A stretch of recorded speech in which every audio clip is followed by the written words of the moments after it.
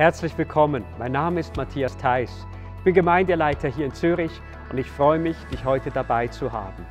Es ist unser Gebet als Kirche, dass du Gott durch diese Message besser kennenlernst und in deinem Glauben wachsen kannst.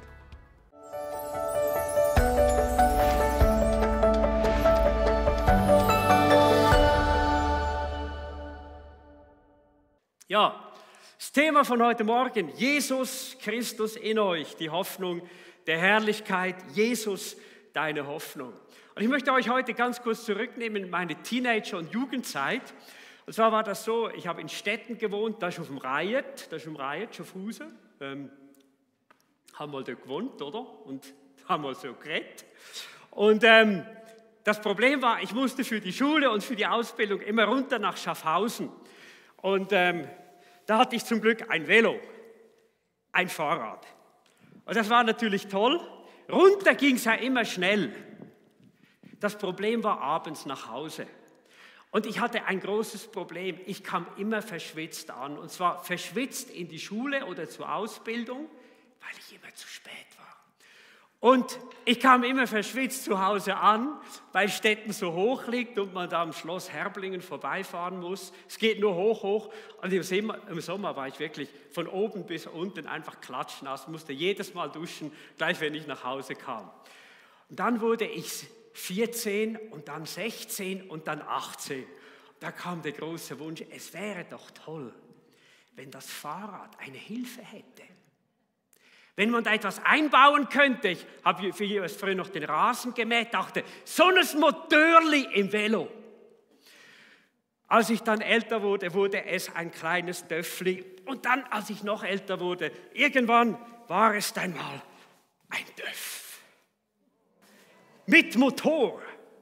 Nicht so ein spezielles Exemplar wie dieses, aber ich konnte von dem Moment an wirklich mit dem Motorrad unterwegs sein und wisst ihr, es ging schon eine ganz neue Welt auf. Ich konnte an Orte fahren, an die konnte ich vorher nie kommen. Ich konnte Dinge mitnehmen, die ich vorher nie mitnehmen konnte. Ich konnte Ziele erreichen, die vorher für mich unerreichbar waren. Eine Tour de Suisse, eine ganze Tour durch die Schweiz, eine Tour nach Deutschland. Und man war so froh, es ist eigentlich nur ein Velo, oder? Mit Motor. Und der große Unterschied war eigentlich, dass ein Hilfsmittel dabei war, eine Kraft, die konstant bereit war, für mich zu arbeiten. Und von dieser Errungenschaft der Motoren, der Elektromotoren, der Verbrennungsmotoren, haben wir alle, die wir hier sind, alle, die wir zuhören, irgendwo in unserem Leben schon profitiert und wir konnten Dinge unternehmen, die wir sonst nicht hätten tun können. Wie dramatisch hat sich das Leben für unsere Gesellschaft nur in den letzten 100 Jahren verändert durch die Antriebstechniken, durch die Möglichkeiten, dass Motoren auf die verschiedenste Art und Weise uns von A nach B bringen. Ich denke, so ähnlich ist es eigentlich auch mit unserem Leben. Wir können auf unsere Kraft alleine vertrauen, wir können das Leben alleine gestalten oder wir lernen dieses größte Geheimnis der Menschheitsgeschichte kennen. Es ist etwas, die Bibel sagt, das jahrhundertelang verborgen war. Etwas, das Propheten und Könige nicht entdeckt haben. Aber etwas, das Gott in seiner Liebe für uns alle als Menschen schon lange in Ewigkeit zuvor geplant hatte. Und es ist zugleich etwas, das der Heilige Geist jedem Mensch persönlich auch zeigen und offenbaren muss. Aber was ist das? Komm, wir schauen in die Bibel hinein und lernen von dem Mann, der diesen Vers geschrieben hat im Kolosserbrief, das ist Paulus. Als er den Kolosserbrief schrieb, war er im Gefängnis in Rom. Es war eine leichte Gefangenschaft, er hatte gewisse Freiheiten, aber seine Zukunft war sehr ungewiss. Und Paulus, er schrieb schon zuvor, er wusste, dass für ihn Rom sein letzter Ort war, wo er hingehen würde. Er wusste, dass der Tod auf ihn wartete. Und wisst ihr, eigentlich muss man sagen, Paulus war in seinem persönlichen Lockdown. Er war in seiner Gefangenschaft. Er konnte sich nicht mehr frei bewegen. Er konnte nicht mehr die Leute treffen, die er treffen wollte.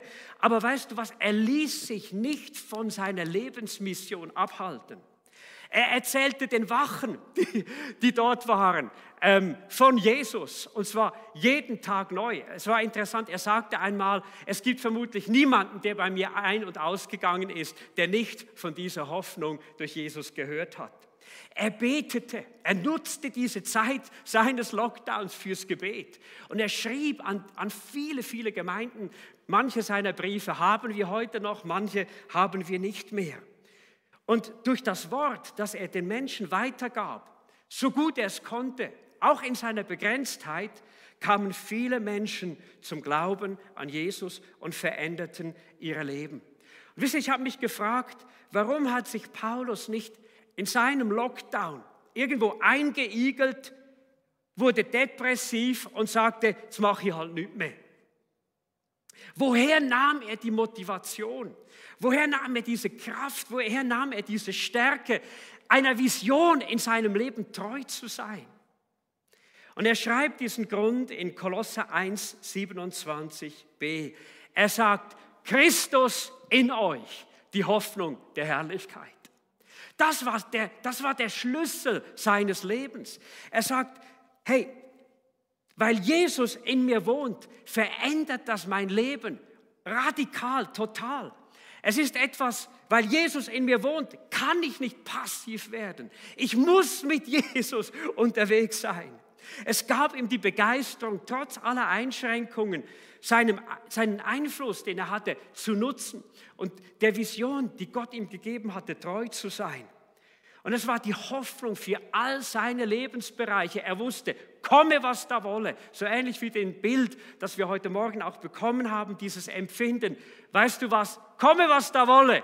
Christus ist in mir. Das ist meine Hoffnung. Das ist die Hoffnung, nicht nur die Dinge zu überstehen, sondern die Hoffnung der Herrlichkeit. Und es ist interessant, in diesen Versen, die um diesen Vers herum stehen, die wollen wir jetzt betrachten, erinnert uns Paulus zunächst einmal daran, dass es im Leben eines jeden Christen eine Zeit gab, wo er ohne diese Hoffnung war. Dass es eine Zeit gibt im Leben eines jeden Christen, wo er ohne Christus war, der in seinem Herzen wohnte. Er sagt es so, Kolosser 1,21, obwohl ihr früher, und er schließt sich damit auch ein, so weit von Gott entfernt wart. Ihr wart seine Feinde und eure bösen Gedanken und Taten trennten euch von ihm. Schaut, er sagt nicht, hey, ihr habt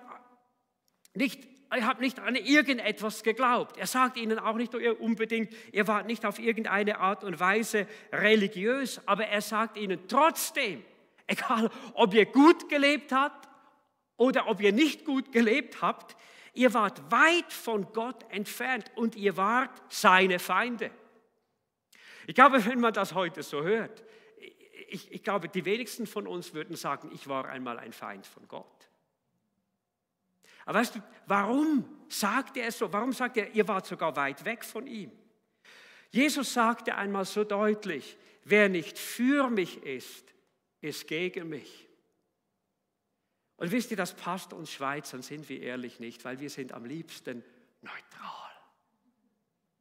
Wir sind am liebsten irgendwo in der Mitte. Aber stellt euch einmal vor, meine Frau würde mich fragen, wie steht es denn in deinem Herzen in Bezug auf mich? Und ich sage, Schatz, ich bin neutral. Ich bin nicht gegen dich, ich bin auch nicht für dich. Da würde sie sagen, weißt du was, dann kannst du gehen.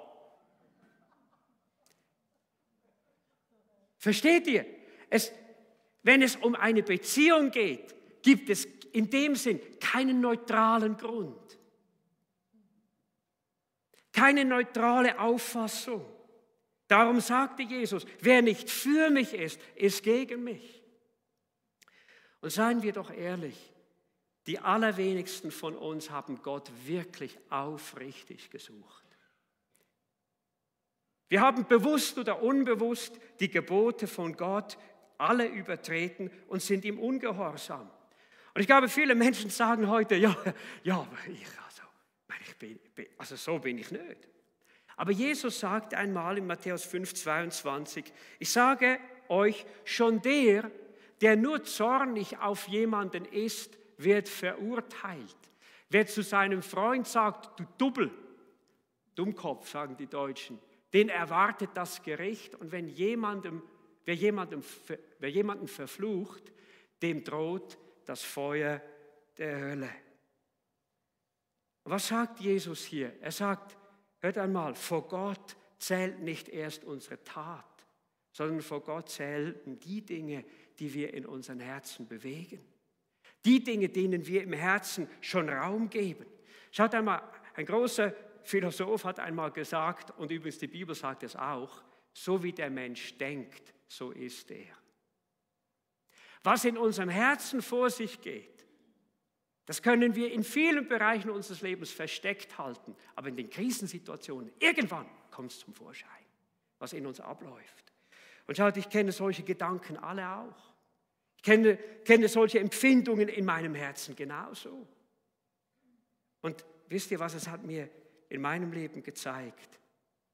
Bei mir war es mein Jähzorn, hat mir wirklich gezeigt, ich brauche in meinem Leben bei allen Versuchen zur Selbstdisziplin, bei allen Versuchen gut und anständig zu leben, ich brauche eine Kraft, die mir hilft, mit meinem Selbst fertig zu werden. Ich schaffe es nicht. Ich brauche einen Erlöser, ich brauche einen Befreier, eine Befreiung auch von den bösen Mächten, die ich spüre in meinem Leben.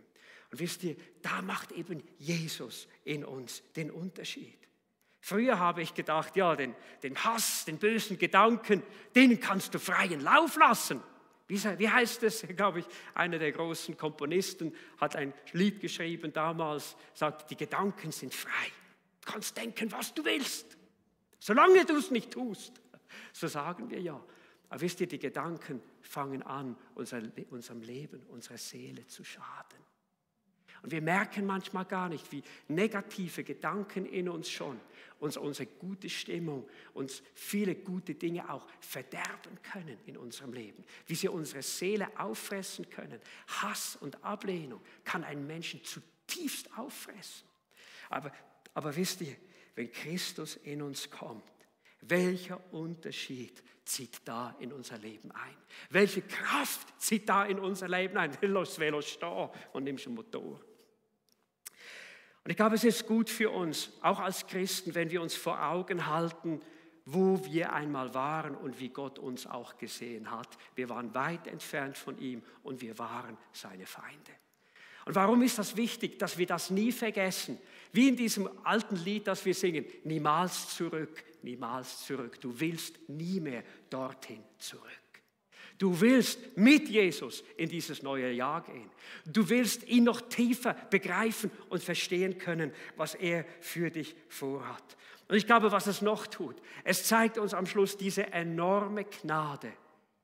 Wenn Jesus in unser Leben einzieht und uns begnadigt und all diese Dinge, die zwischen uns und Gott standen, wegnimmt. Was heißt denn das? Christus in uns. Wie wird das zur Realität? Vielleicht wirklich so ähnlich, wie wenn einem Fahrrad ein Motor eingebaut wird, kunstvoll etwas eingesetzt, integriert. Da sind ja menschliche Designer dahinter gewesen und haben herausgefunden, wie steuert man das Ganze am besten, wie kann man viele PS bändigen, damit der Mensch dann noch lebt, oder auf diesen Dingen. Ich fahre sie übrigens nicht mehr, das ist ein Versprechen an meine Frau. Das war das große Versprechen, das ich ihr nebst meiner Treue an der Hochzeit gegeben habe. Und mittlerweile ist bei mir auch mit 50 die Vernunft eingezogen. Ist vielleicht doch besser für mich, wenn ich nicht mehr mit diesen Dingern fahre. Aber wer es immer auch tut, genießt es, aber vorsichtig. Aber wenn Jesus in uns kommt, Geschwister, das kommt eine Dimension, eine Kraft, eine Stärke in unser Leben, die designt ist, die so geschaffen ist von Gott, dass in unserem Leben unglaublich positive Auswirkungen geschehen. Die Bibel sagt es so in Johannes 1,12, die ihn aufnahmen, die Jesus aufnahmen und an seinen Namen glaubten, denen gab er das Recht, nicht mehr Feinde von Gott zu sein, nicht mehr entfernt von ihm zu sein, sondern Kinder Gottes zu werden. Und in Galater 2,20 steht, Ich lebe, aber nicht mehr ich selbst, sondern, und jetzt sagt er, Christus lebt in mir. Und er sagt damit, hey, weißt du was, ich habe eine neue Lebensdimension gefunden. Ich habe eine neue Lebensqualität gefunden. Ich habe einen neuen Lebensinhalt gefunden. Und das ist, Jesus wohnt in mir. Und wisst ihr, das ist dieses große Geheimnis. Dieses große Geheimnis, dass Gott uns Menschen hineinnehmen will. Stelle dir einmal vor, in den Versen zuvor steht noch, dass Gott alles geschaffen hat, dass Gott das Haupt der Gemeinde ist, dass Jesus dieser große, große Gott ist, dass dieser Schöpfergott kommt und in uns wohnt. Das ist das Gewaltigste. Und ich glaube, wir brauchen die Hilfe des Heiligen Geistes, um das wirklich in unserem Leben nicht nur zu verstehen, sondern auch zu begreifen und zu ergreifen.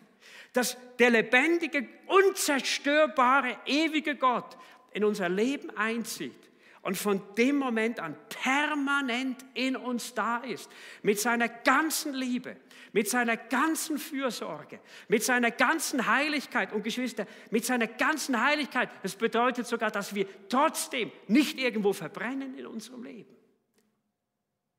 Dass Gott sogar Momente der Sünde in unserem Leben aushält und mit seiner Kraft in uns wirkt, um uns zurückzubringen auf seinen Weg des Friedens und der Gerechtigkeit.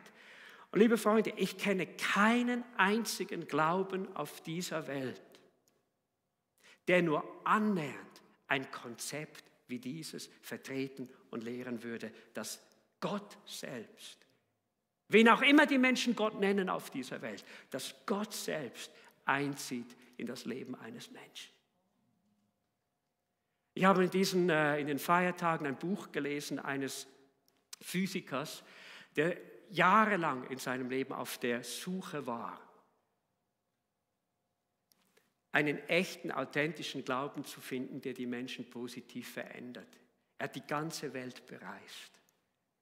Und am Schluss lernt er Menschen kennen, die ihm von Jesus erzählen. Und die sagen ihm genau das. Sie sagen, schau mal, das Einzige, was dein Leben wirklich nachhaltig verändert, weil es nicht du selbst kannst, das ist, wenn Jesus, der lebendige Gott, in dein Leben einzieht und dich von innen her erneuert.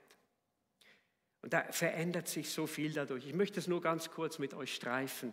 Kolosser 1, 19 bis 23a. Es heißt dann, durch sein Blut am Kreuz schloss er Frieden. Wir haben Frieden mit ihm, mit allem, was im Himmel und auf der Erde ist. Darin seid auch ihr jetzt eingeschlossen. Obwohl ihr früher so weit von Gott entfernt wart, ihr wart seine Feinde, eure bösen Gedanken und Taten trennten euch von ihm. Doch nun hat er euch wieder zu seinen Freunden gemacht. Wow! Durch seinen Tod am Kreuz in menschlicher Gestalt hat er euch mit sich versöhnt, um euch wieder in die Gegenwart Gottes zurückzuholen und euch heilig und makellos vor sich hinzustellen. Ihr müsst allerdings an dieser Wahrheit festhalten und euren Glauben bewahren. Liebe Freunde, dass Gott uns deshalb nun Heilige nennt, das ist etwas Gewaltiges. Wisst ihr, wir werden nicht heilig gesprochen durch irgendeine irdische Instanz, sondern wir werden heilig gesprochen durch Jesus, der in uns wohnt. Und wie äußert sich das? Wie sieht das Leben aus, wenn Christus in uns wohnt? Erstens, wir kommen in den Genuss von der Herrlichkeit Gottes. In Vers 27 heißt es, das ist das Geheimnis, Christus lebt in euch, darin liegt eure Hoffnung. Ihr werdet an seiner Herrlichkeit teilhaben. Und ich sehe in diesem Text zwei Dimensionen der Herrlichkeit von Gott, nämlich eine zukünftige Dimension, das ist der Himmel. Aber hier schreibt er nicht einfach Himmel, sondern Herrlichkeit. Und von daher muss es umfassender sein. Es kann nicht nur den Himmel bedeuten, sondern ich sehe auch eine Dimension hier drin, dass wenn Christus in uns wohnt, dass wir in unserem Leben Stück für Stück tiefer Anteil bekommen können an der Herrlichkeit eines erneuerten, geheilten Lebens. Schaut einmal, wie oft fehlt uns in unserem Leben der Mut, Dinge zu tun. Vielleicht hast du dir Dinge vorgenommen für dieses Jahr und für manche braucht es Mut, dass du sie wirklich auch bekennst und sagst und dann durchziehst. Oder wie oft fehlt uns die Selbstdisziplin, die richtigen Dinge zu tun. Und wisst ihr, dann heißt es zum Beispiel in 2. Korinther 3,18, von uns allen wurde der Schleier weggenommen, sodass wir die Herrlichkeit des Herrn wie in einem Spiegel sehen können. Wir sehen noch nicht alles von seiner Herrlichkeit, aber einen Teil. Dieser Spiegel, das redet von dem polierten Spiegel, die sie damals gebraucht haben. Die gab es ja noch nicht unsere, wo du dich wirklich siehst, 1:1. Und du hast mehr Umrisse, gewisse Konturen wahrgenommen. Noch nicht ganz alles. Aber der Geist des Herrn oder Christus in uns wirkt so, dass wir ihm immer ähnlicher werden und immer stärker seine Herrlichkeit widerspiegeln. Weißt du, wenn uns das bewusst wird, Jesus wohnt in uns, dann dürfen wir wissen, dass sein Geist in unserem Leben daran ist, dass unser Leben zunimmt an der Herrlichkeit von Gott. In anderen Worten, wir werden Jesus ähnlicher. Ich finde das gewaltig und es begeistert mich ganz, ganz, ganz, ganz tief. Schaut einmal, wenn wir dieses Geheimnis für unser Leben ergreifen, dann darfst du die größten Herausforderungen deines Lebens, dann kannst du die größten Sorgen und Nöte deines Lebens, kannst du in diesem Licht, in dieser Realität spiegeln und sagen, weißt du was, in mir wohnt Christus. Und in diesem Jahr will er, dass ich mehr und mehr und tiefer an seiner Herrlichkeit Anteil bekomme. Weißt du, was das bedeutet? Dass Gott dir mehr Sieg über Dinge geben will in deinem Leben. Dass er dir mehr Kraft geben will, Dinge anzugehen. Und zwar bist es nicht du, wir kommen dann noch darauf, sondern es ist diese unendliche Kraft von Gott, die in dir wirkt. Und ich möchte dir vielleicht ein Gebet mitgeben für dieses Jahr, auch was die Herrlichkeit von Gott anbetrifft. Wenn du irgendwo kräftemäßig oder emotional ans Ende kommst, kämpfe nicht selbst, sondern sage, Jesus Christus, du bist in mir die Hoffnung der Herrlichkeit. Und ich weiß, dass ich in diesem Moment jetzt auf dich zählen und auf dich vertrauen kann. Du bist ja nicht weit weg, du bist hier drin. Mit meinem Gott, sagte David, kann ich über Mauern springen. Und das Zweite ist, wir bekommen durch Christus in uns eine Leidenschaft, anderen von Christus zu erzählen. Es heißt in Vers 28, sagt Paulus dann, deshalb erzählen wir überall, wo wir hinkommen, von Christus. Und Paulus hat sicher nicht gemeint, dass er jeder einzelnen Person, die er sieht, dass er gleich auf sie zugeht und sagt, ich muss ihnen von Jesus erzählen. Das hat Paulus auch nicht so umgesetzt. Aber er meinte damit ohne Zweifel, und er sagt das an anderen Stellen, dass er von Gott her immer mit einer Sensibilität leben will, um Menschen zu erkennen, die offen sind für das Evangelium. Menschen, die suchend sind nach der Wahrheit. Und wisst ihr, das können wir äußerlich oft nicht sehen. Manchmal sind die Menschen, die am meisten uns ablehnen oder die Botschaft ablehnen, sind manchmal die Suchendsten, die es gibt. Aber weißt du, einer weiß es, und das ist der Heilige Geist. Und schaut, wenn Christus in uns lebt, versucht Gott uns allen ein Empfinden zu geben für das, was im Leben von anderen Menschen vor sich geht.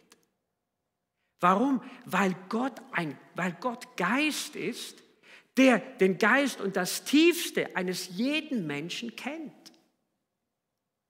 Und es ist schon interessant, wenn Menschen neu zu Jesus finden, in den meisten wird durch diese Liebe zu Jesus ein Feuer angezündet, anderen Menschen automatisch von Jesus zu erzählen. Und das tun sie dann manchmal mit mehr oder weniger Weisheit, aber es brennt dieses Feuer in uns. Und wisst ihr, wir können das verlieren. Wir können dieses Feuer, Menschen von Christus zu erzählen, verlieren. Und weißt du was, dann kann man sich mit einem schlechten Gewissen versuchen, irgendwo durchs Leben zu schlagen. Oder weißt du was, du kannst wieder dort beginnen, wo es eigentlich beginnt. Nicht an den Symptomen versuchen zu wirken in deinem Leben, sondern an die Ursache zu gehen. Und weißt du, was die Ursache ist? Eine neue Erkenntnis. Was heißt das? Jesus Christus in mir, die Hoffnung der Herrlichkeit. Und weißt du, dann wirst du von ihm wieder entzündet. War so toll, auch in diesem Jahr, ich gehe jeweils ja montags in Fitnesscenter, als sie noch offen waren. Und bin einfach ins Gespräch gekommen mit meinem Trainer dort, habe ihn gefragt, du, wie geht's dir eigentlich wirklich? Und dann, ist die Büchse aufgegangen. Und es war so ein Moment da. Ich dachte einfach, Herr, das hast nur du wirklich initiieren können. Und er hat erzählt aus seinem Leben. Ich habe ihm dann zu Weihnachten ein Buch gegeben und ich weiß, das wird ihn sehr, sehr interessieren. Bin einfach gespannt, wie die Reise weitergeht. Aber es war so ein Moment da. Und ich versuche das einfach immer, wenn ich aus dem Haus gehe, wenn ich ins Center gehe oder wenn ich die Möglichkeit habe, irgendwo etwas, auch nicht ohne Zeitdruck zu sein, zu sagen, Herr, ich nehme dich mit. Du wohnst in mir. Du weißt, ich habe nicht immer Lust. Ich habe nicht immer diese Leidenschaft, aber du wohnst in mir. Komm, öffne du den Weg. Lass mich vielleicht Worte sagen, wo ich erst im Nachhinein merke, dass sie gut waren. Das ist immer noch das Beste. Und Gott kann Dinge öffnen. Ich möchte dir Mut machen. Christus in dir. Das gibt dir wirklich eine Leidenschaft, auch mehr mit ihm zu erleben. Es hat mit deiner Autorität zu tun, die Gott dir gegeben hat. Die Bibel spricht über die Autorität des Gläubigen. Hör mal, wenn du betest, dann betest auch nicht nur du, sondern Christus betet mit dir, in dir.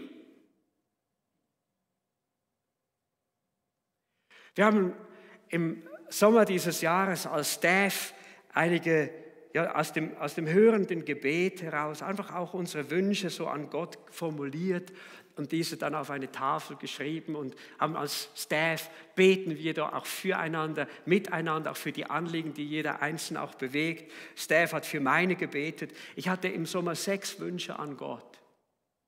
6 Dinge, für die ich gebetet habe. Und bis Ende Jahr sind 5 von den 6 erfüllt. Und wisst ihr, es gibt mir so eine große Freude.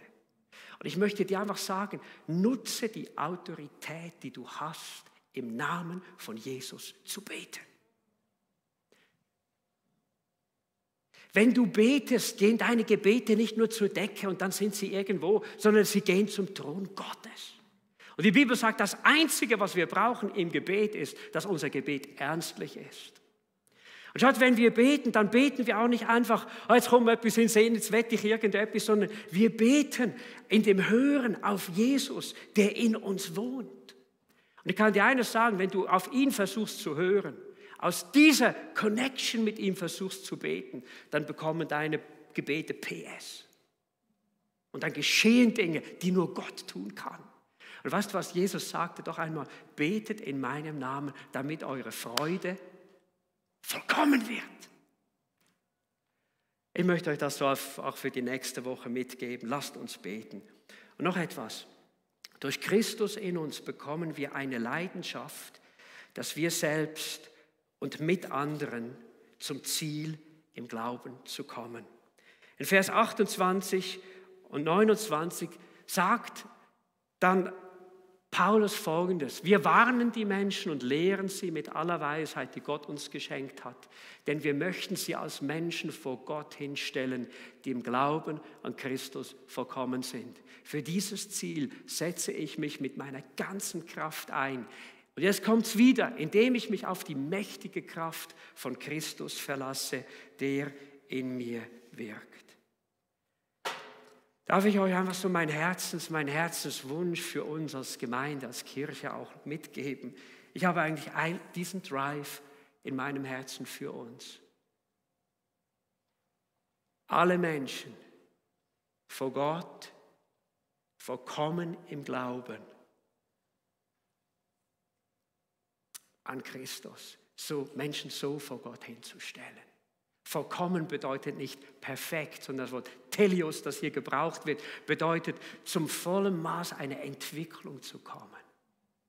Schaut, das ist die Leidenschaft, die wirkt in unserem Team als Pastoren. Das ist die Leidenschaft, die wirkt in unseren Leitern der Gemeinde. Wir möchten mit Menschen unterwegs sein, um sie so im Glauben zu begleiten, dass sie zur Reife kommen im Glauben. Und was heißt das, zur Reife kommen im Glauben? Schaut, das ist ein Glaube, der frei ist von religiös-menschlichen Extremen. Es ist ein Glaube, der sich durch Jesus voll entfalten kann. Es ist ein Glaube, wo Menschen positiv verändert werden, und es ist ein Glaube, der sich zum Wohl von anderen einsetzt. Das ist ein reifer Glaube. Die Bibel spricht von Vätern und Müttern in Christus. Und weißt du, was Väter und Mütter normalerweise tun? Sie setzen die Bedürfnisse ihrer Kinder über ihre eigenen Bedürfnisse. Okay? Sie denken nicht in erster Linie an ihr eigenes Wohl, weil sie wissen sich, sie haben die formativen Jahre des Lebens schon hinter sich. Sondern sie denken an das Wohl von denen, die ihnen anvertraut sind. Sie suchen nicht mehr ihre eigene Ehre, sondern sie suchen die Ehre, das Wohlergehen derer, die sie begleiten, für die sie beten.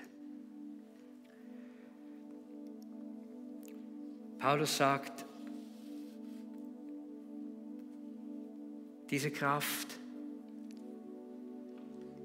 die in mir wirkt, diese Leidenschaft, ist nicht meine eigene, sondern es ist diese Leidenschaft, diese Kraft, die kommt durch diese Realität und durch das immer tiefere Erkennen, was es heißt, Christus in mir, die Hoffnung der Herrlichkeit. Und ich möchte dir sagen, Jesus hat in diesem Jahr für dein Leben, Krise hin oder her, er hat Momente und Entwicklungsschritte der Herrlichkeit für dein Leben geplant. Weißt du, warum ich das weiß? Weil er sich nicht verändert. Wenn einer kämpft für dich, dann ist es nicht mal am Schluss die Pastoren der Gemeinde, sondern wenn einer kämpft für dich, das ist Jesus. Und er sehnt sich nach deinem Wohl, er sehnt sich nach deinem Fortschreiten, er sehnt sich dir in deinem Leben, in deinem Glauben mehr von seiner Kraft, mehr von seiner Autorität zu geben. Aber weißt du was, wir suchen das nicht auf irgendwelchen Umwegen oder indem wir uns speziell anstrengen, sondern heute kannst du ganz einfach sagen, Jesus, könnte dein Jahresziel werden. Lehre mich doch in diesem Jahr das Geheimnis, Christus in mir, die Hoffnung der Herrlichkeit. Wollen wir noch beten zusammen? Lieber Vater im Himmel, ich danke dir. Ich danke dir für dieses riesige Geheimnis, in das nicht einmal die Engel hineingesehen haben, Propheten und Könige hineingesehen haben. In dieses Geheimnis, das du uns jetzt für diese Zeit offenbart hast. Dass du als der lebendige Gott einen sehnlichen Wunsch hast, in uns Menschen zu wohnen und dort zur Entfaltung zu kommen. Und Jesus, ich bete für uns. Ich bete für uns als Kirche. Ich bete für die, die jetzt zu Hause sind. Herr, dass du kommst mit deinem Heiligen Geist. Dass du Menschen diese Wahrheit ganz neu aufschließt. Heiliger Geist, du bist der Einzige, der das tun kann. Du bist derjenige, der jetzt wirkt. Du bist derjenige, der jetzt Menschen in ihrem Herzen diesen Gedanken einfach neu auch aufschlüsselt, dass eine Freude, eine Begeisterung, eine Sehnsucht, eine neue Ahnung in Menschen entsteht, was alles möglich ist durch Christus, den lebendigen, ewigen Schöpfer Gott, der in uns wohnt. Darum hast du gesagt, bei den Menschen sind die Dinge unmöglich oder vieles unmöglich, aber bei Gott sind alle Dinge möglich. Ich möchte dich bitten, Vater, segne die ganze Gemeinde, segne unsere ganze Kirche. Lass uns Menschen sein, die ganz neu in dieser Kraft, in dieser Autorität leben, die ihr Leben mit diesen Augen auch betrachten, die Begegnungen, die wir haben, mit diesen Augen betrachten, da ist einer, der lebt in mir, der ist so viel größer. So viel größer, der ist größer als alle Dinge dieser Welt. Es ist Jesus, der in mir ist. Vater, ich bete für uns als Kirche, dass durch unser Leben Menschen gesegnet werden, wo immer wir auch hinkommen. Dass etwas von dieser Kraft, etwas von dieser Herrlichkeit Gottes und dieser lebendigen Hoffnung in uns, dass Menschen etwas davon spüren dürfen, Vater. Ich bin so froh, dass wir nicht gesteuert sein müssen in unserem Leben durch die Medien, durch die Befürchtungen, dass wir nicht gesteuert sein müssen durch diese Pandemie, sondern durch eine Realität, die größer ist als das, was jetzt in dieser Welt geschieht. Und Vater, wir beten, dass viele Menschen in den Genuss dieser Hoffnung kommen. Und Herr Jesus, du weißt, hier sind Menschen, die hören zu. Die haben dich noch nie in ihr Leben aufgenommen. Denen möchtest du dieses Geheimnis heute schenken, dass du Jesus einziehst. Und immer wenn das dein Wunsch ist, zu Hause oder der du hier bist, ich möchte dich bitten, dass du jetzt Jesus ein Zeichen gibst. Streck doch deine Hand aus an deinem Platz, wo du sitzt oder wo du stehst, und sage, Herr Jesus, ich möchte, dass du in mein Leben einziehst. Ich möchte dieses große Geheimnis erleben dürfen. Du darfst jetzt mit mir beten und du darfst sagen, danke, Herr Jesus, dass du mich heute aus der Feindschaft und der Ferne zu dir, zu deinem Freund machen willst. Danke, darf ich heute das Angebot der Versöhnung mit dir annehmen, das du durch Jesus am Kreuz vollbracht hast. Ich möchte dich einladen, Herr Jesus, komme du in mein Leben, vergib mir meine Sünden. Von nun an sollst du mein Leben, mein Herz ausfüllen mit der Herrlichkeit Gottes. Wecke du in mir Wünsche und Sehnsüchte, die von dir kommen. Wecke du in mir Kräfte, die ich vorher nicht erfahren habe, den Weg mit dir zu gehen, deinen Willen zu tun. Ich danke dir, darf ich mich von nun an ganz auf dich verlassen. Halleluja. Amen. Amen. Herr, ich möchte dir gratulieren, wenn du diesen Schritt an diesem Vormittag getan hast, und wir würden uns so freuen, von dir zu hören. Du kannst hier im Saal diese Karte ausfüllen, Connect. Damit gibst du uns eine Chance, mit dir auch zu connecten. Und auch zu Hause könnt ihr das tun. Wir werden dann nachher noch sehen, der Einblendung, wie man das auch elektronisch tun kann.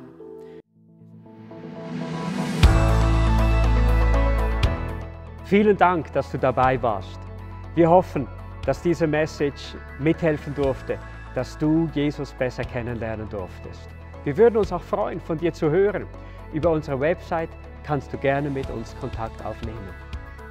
Wenn du denkst, dass solche Botschaften und dieser Dienst auch ein Segen für andere sein können, hey, dann unterstütze uns doch. Bitte bete für uns, oder du darfst auch geben.